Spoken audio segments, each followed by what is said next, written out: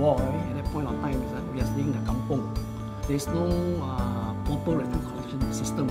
The roads are not accessible, to all these trucks for them to come and collect refuse. So what we did at that point of time is to we just dig a hole, just throw them in the hole, get it accumulate for a few days, put some kerosene, set fire and burn it away.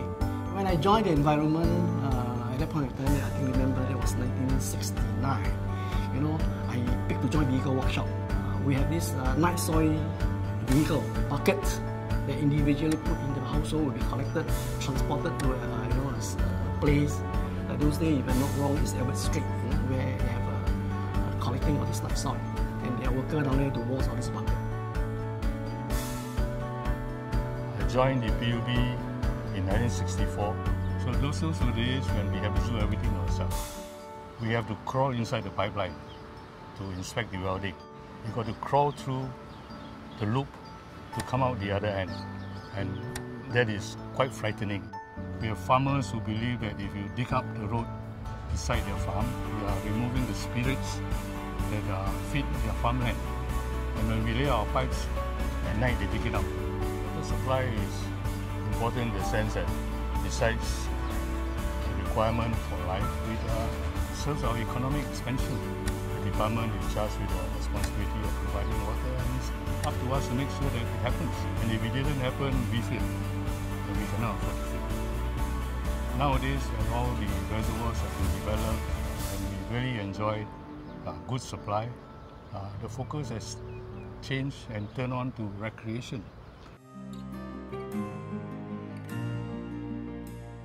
The river is very clean now. Every day you can see a lot of people strolling and walking, even jogging, and enjoying the river ambience. Back then, the Singapore River and the urban rivers, most of them were like sewers, very polluted, The river was really awful those days. Prime Minister Lee Kuan Yew challenged the PERMSEC and the Ministry of Environment to clean up the rivers within 10 years.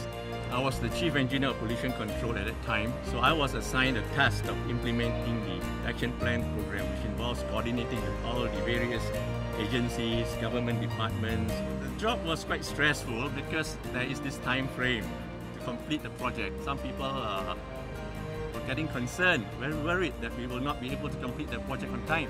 Fortunately, we did. Once the river is cleaned up, we'll have a lot of potential. A clean environment would attract investors and people to come and invest their money and live here and do their business here. I feel very proud. Singapore has changed very much. In the past, we have illegal hawkers a lot. Now, it's lesser. Our drains were not polluted by the wastage of the illegal hawkers' food waste. You can find 100 of illegal hawkers during that period. And mostly they were very aggressive, rowdy, and some of them gangsters, and we know them. So we bring along police officers or Cisco officers. In the past, my family fearful of my safety, and they're worried whenever I go to work and come back home, especially sometimes we got midnight rounds. I will console them by saying that police officers or Cisco officers are following us, so not to worry about too much. Now it's lesser, and most of the hawkers are licensed, who follow the hygiene laws. It's more cleaner, safer environment in every way.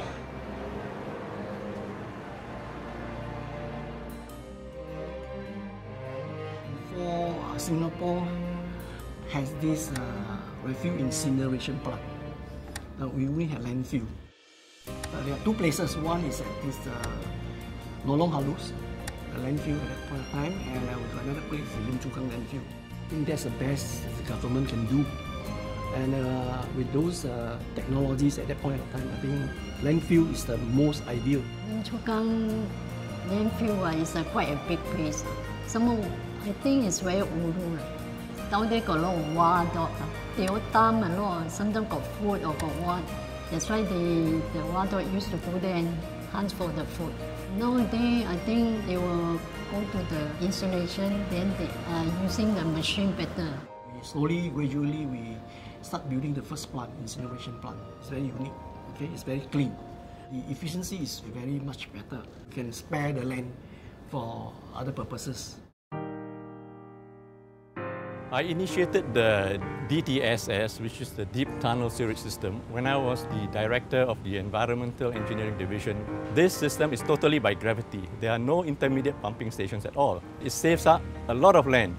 We don't need all those pumping stations, more than 100 of them. We don't have to worry about pump breakdown, breakages to pumping main, because whenever this happens, the sewage will overflow.